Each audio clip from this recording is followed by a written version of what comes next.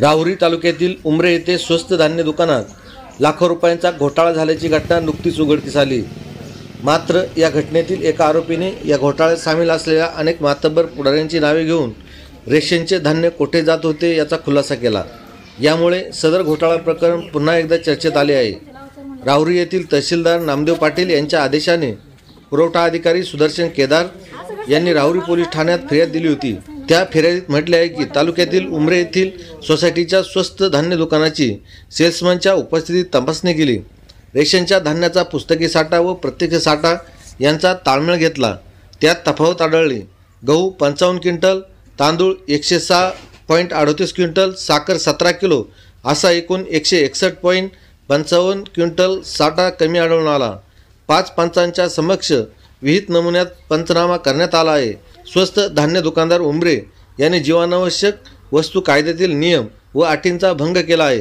त्यामुळे प्राधिकार पत्राशी निगडीत सर्व आरोपींच्या विरोधात फिर्याद आहे असेही फिर्यादीत म्हटले आहे। त्यानुसार सोसायटीचे chairman Rajendra Vishwanath Dushing, vice chairman Mirabai Kale, सचिव राजेंद्र दुशिंग तसेच संचालक दत्तू ढोकणे, शहाराम आलवणे, चांगदेव ढोकणे, दत्तात्रय ढोकणे, सुरेश ढोकणे, सोपान दुशिंग, अशोक पंडित, मच्छिंद्र ढोकणे, गयाबाई दुशिंग, संदीप ढोकणे, भाऊसाहेब बाचकर आणि वितरक सचिन वैरागर अशा 15 जणांवर गुन्हा दाखल करण्यात आला आहे। मात्र या घोटाळ्यातील आरोपी वितरक सचिन भाऊसाहेब वैरागर यांनी आज दिनांक 10 मार्च 2025 रोजी मीडियासमोर येऊन सदर घोटाळ्याचा खुलासा केला। यावेळी त्यांनी उमरे येथील स्वस्त धान्य दुकानातील धान्यसाठा कोठे जात होता तसेच कोणाला हप्ते पुरवले जात होते याचा खुलासा केला। तसेच मला या घोटाळ्यात विनाकारण अडकविले जात असून मला न्याय द्यावा अशी मागणी सचिन वैरागर यांनी केली आहे। मी सचिन भाऊसाहेब वैरागर, राहणार उमरे। मी उमरे विविध कार्यकारी सहकारी सोसायटीमध्ये धान्य दुकान विभागात सेल्समन या पदावर काम करत होतो। परंतु आमच्या सोसायटीमध्ये नुकताच धान्याचा गैरप्रकार उघडकीस आलेला आहे। या धान्याच्या घोटाळ्यामध्ये माझा तसा कसलाही संबंध नाही आहे। आमचे सोसायटीचे वेळोवेळी झालेले चेअरमन, व्हाईस चेअरमन तसेच पक्ष श्रेष्ठी वेळोवेळी माझ्याकडून माझ्यावर दबाव टाकून त्या ठिकाणाहून धान्य घेऊन जात होते।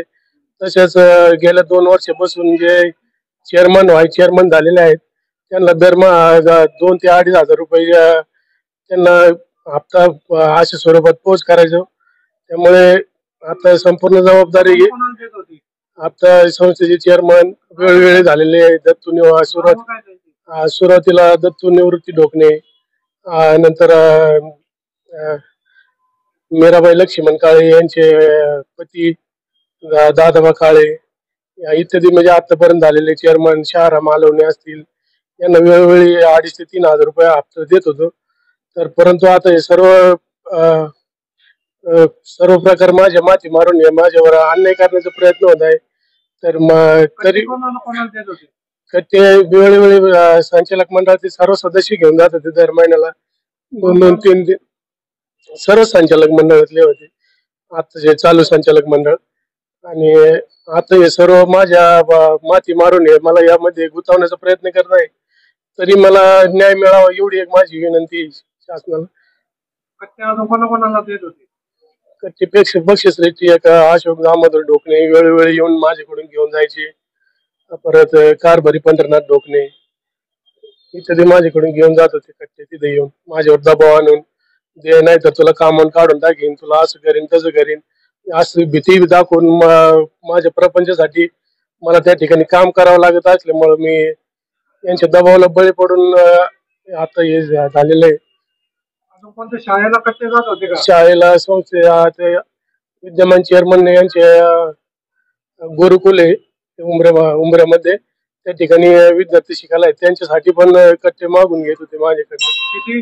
दर महिन्याला 5 ते 6 असे 4-5 कट्टे घेऊन जात होते जसं लागतील। आणखी कुठे जात होते कट्टे? आणखी कुठे नाही, फक्त संचालक मंडळाच्या सांगण्यानुसार देत होतो। आता तुमची मागणी काय?